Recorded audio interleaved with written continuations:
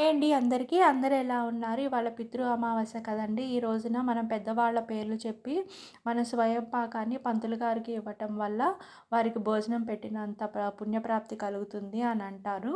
అందుకోసమే నేను స్వయం పాకాన్ని రెడీ చేసుకుంటున్నాను. కందిపప్పు, చింతపండు, ఉల్లిపాయి, పచ్చరటికాయ, అలాగే బియ్యము, ఎండుమిరపకాయలు, సొరకాయ అయితే రెడీ చేశాను. అలాగే కందపిల్లక, తోటకూర కూడా కలిపి మొత్తం ఒక ఇస్తరిలో పెట్టి, మనం పెద్దవాళ్ళ పేర్లు చనిపోయిన వాళ్ళు ఉంటారు కదండీ!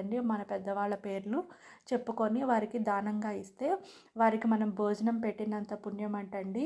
అందుకని ఇవాళ కంపల్సరీగా ఇవ్వాలని అంటారు. అందుకే రెడీ చేసుకుంటున్నాను. అలాగే వారికి ఇష్టమైన ఆహార పదార్థాలని ఇంట్లో వండి వారికి పెట్టుకొని నమస్కారం చేసుకొని వాళ్ళని స్మరించుకోవడం కూడా మంచిది. మన ఆశీస్సులు ఎప్పుడు వాళ్ళ ఆశీస్సులు మనకి ఎల్లప్పుడూ ఉంటాయి.